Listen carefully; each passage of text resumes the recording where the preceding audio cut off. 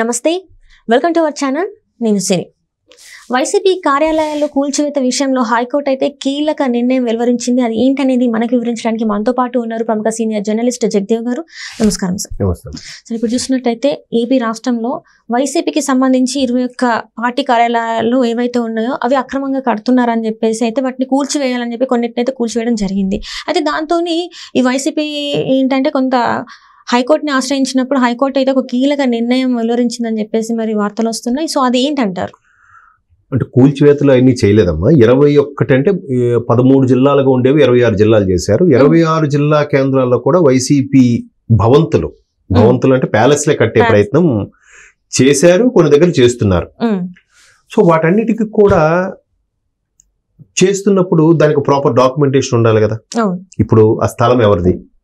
మీరు సొంతంగా ఇప్పుడు వైసీపీ పార్టీ ఏదైతే ఉందో దాంతో చందాలు వేసుకునే స్థలం కొన్నారా, లేదంటే ఎవరైనా దారాదత్తంగా రాసిచ్చారా? మీకు ఒక క్లారిటీ ఉండాలి కదా. అవన్నీ కూడా ప్రభుత్వ స్థలాలే. ప్రభుత్వ స్థలం అంటే ఎవరిది? వాళ్ళదా? కాదు కదా. మరి ప్రభుత్వ స్థలం ఉన్న మీరు వైసీపీ కార్యాలయాలకు ఎలా ఇస్తారు? ప్రభుత్వ కార్యాలయాలకు ఇవ్వాలి కానీ. సరే, కార్యాలయాలకు ఇచ్చేశారు. ఎంతకి ఇచ్చారు? డాక్యుమెంటేషన్ ఉందా? పోనీ ఎంతకు అమ్మారు? అదేనా లెక్కలు ఉన్నాయా? పోనీ ఒక 100 ఏళ్ళు లీజుకి ఇచ్చారా? ఆ డాక్యుమెంటేషన్ ఏమి ఉందా? ఒక లీజ్ డీడ్ అంటారు, అవైనా ఉన్నాయా? ఏమీ లేవు. దేనికైతే లేవో దానికి నోటీసులు అంటించారు అధికారులు వెళ్ళి. అది కూడా ఓ 2 నెలల గడువు ఇచ్చేలాగా, లేదా ఒక 15 రోజులు 20 రోజుల గడువు వాళ్ళ లెక్క ప్రకారం. ఇప్పుడు దీనికి ప్రాపర్ డాక్యుమెంటేషన్ ఉంటే లేదు, లేకపోతే సరే మీరు అక్రమంగా కట్టారు, దీని మీద మీకు ఎంత పెనాల్టీ, లేదా మీరు ఆ పెనాల్టీ కట్టకపోతే మేము ఇది కూల్చేస్తాం, లేదా మీకు అన్ని డాక్యుమెంట్స్ ఉన్నా కూడా మీరు ప్రభుత్వ స్థలంలోకి వచ్చి కట్టేశారు, మీరు ఇది బట్ మీరు ఎంత కూడా ఆక్యుపై చేసి కట్టారు, ఇది ఖాళీ చేసి ఇది ఉంచుకోండి. సో ఈ ముక్క ఏదైతే ఉందో 2-3 ప్రదేశాలు అది కూల్చారు. అది చెప్పట్లే. అది చెప్పకుండా కోర్టును ఏమైనా ఆశ్రయించారు? అక్రమంగా మా దాంట్లో మీరు అది అన్యాయంగా కూల్చివేస్తున్నారు, ప్రభుత్వం అరాచకంగా ప్రవర్తిస్తుంది అన్నట్టుగా చెప్పారు. అయితే హైకోర్టు వివరణ అడిగింది, మీకు ముందే కూల్చేస్తున్నారా? లేదు. నోటీసులు. అందుకే ఏం చేస్తున్నారు, అక్కడ వెళ్ళి గోడ కంటించి అధికారులు వీడియో ఫోటోలు తీసుకుంటున్నారు. మళ్ళీ అబద్ధం ఆడేస్తారు కదా, మాకేం రాలేదండి. ఎంతసేపు ఎన్నో పెద్ద పెద్ద పచ్చి బూతులే మాట్లాడినప్పుడు ఈ అబద్ధాలు ఆడడం ఎంతసేపు? అట్లా జరుగుతుంది. సో ఎట్లా అనిపించినప్పుడు హైకోర్టుకి ఇవన్నీ చెప్తే సరే వాళ్ళకి సమయం ఇవ్వండి, మ్యాక్సిమం 2 నెలలు గడువు ఇవ్వండి, దానికి పక్కా డాక్యుమెంటేషన్ లేకపోతే కూల్చే విధానం కూడా ఒక పద్ధతిగా కూల్చడమో పద్ధతిగా చేయడమో చేయండి అన్నట్టుగా చెప్పింది కోర్టు. దానికి వీళ్ళు ఎలా చెప్పుకుంటారంటే హైకోర్టు ఆల్రెడీ మొట్టికాయలు వేసింది అన్నట్టుగా ఆల్రెడీ మాట్లాడుకుంటున్నారు. ఇప్పుడు చాలా కాస్ట్లీ ఏరియా అమ్మా, సెంటర్లో ఉంది. అది ప్రభుత్వ స్థలం ఎంత విలువైనది. దానికి ఇంకేదో ఒక 100 years లీజ్ కింద ఒక పెద్ద పెద్ద కంపెనీలకో సాఫ్ట్వేర్ కంపెనీలకో బట్ట పెట్టి కట్టుకుంటే బెటర్గా ఉంటుంది.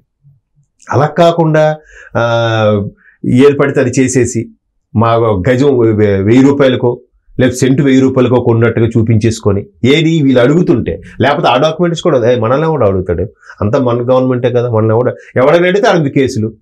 ఇప్పుడు ఇంత వ్యతిరేకత ఉద్యోగస్తులతో సహా 4,40,000 ఉద్యోగుల్లో 3.5 లక్షల మంది ఉద్యోగులు ఓటు హక్కు కూటమికే వేసారు అని అంటే ఎందువల్ల? అమ్మో, ఎవరిని ఏమంటే ఏమి ఇరికిస్తారో, ఎవరిని సస్పెండ్ చేస్తారో, ఎవరి జీతం ఆపేస్తారో, ఎవరిని ఎక్కడికి ట్రాన్స్ఫర్ చేస్తారో భయం అలాగా పిడికిలి చేతిలో పెట్టుకొని గుండెలో పిడికిలో పెట్టుకొని కూర్చున్నారు.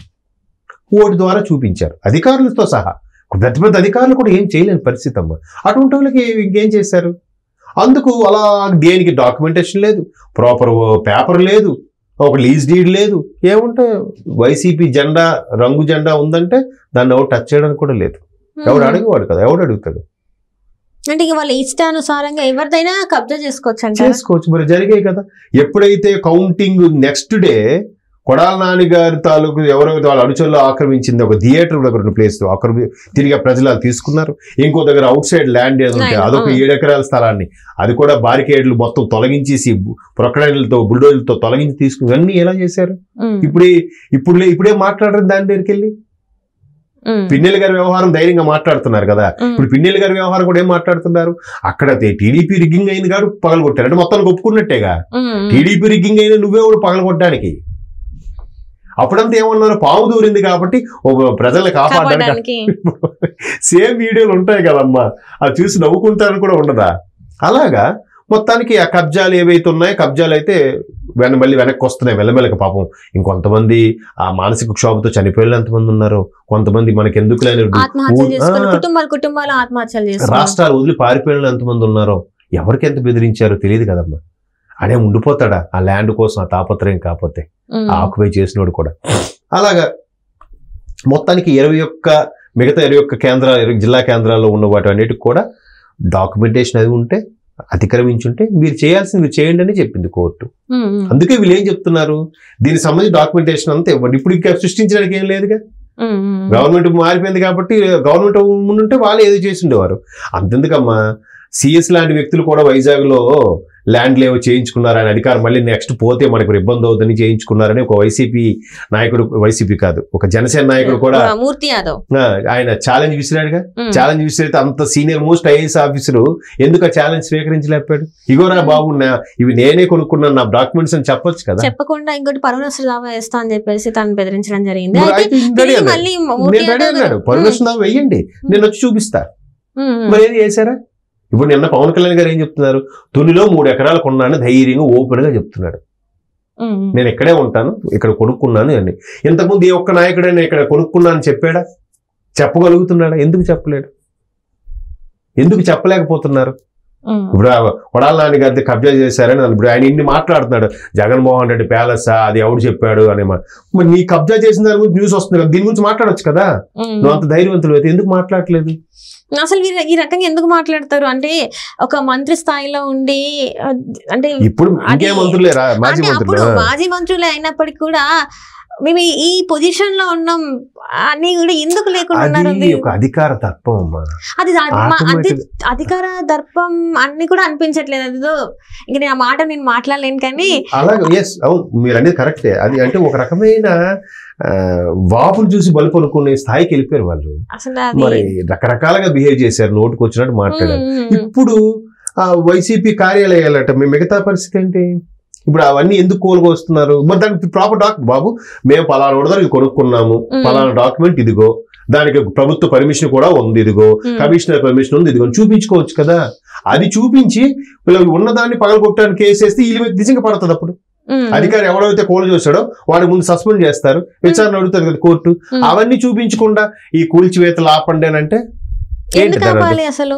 మీరు తప్పుడు అంటే ప్రభుత్వ ఆస్తుల్లో మీ ఆస్తులు కాదు ఫస్ట్ థింగ్, మీరు కొనుక్కొని కట్టుకోవాలి. అంటే మీ పార్టీ ఆఫీస్ మీ ప్లేస్ లో కట్టుకోకుండా ప్రభుత్వ దాంట్లో కట్టుకొని కూల్చొద్దు అంటే అది ఏంటి అసలు?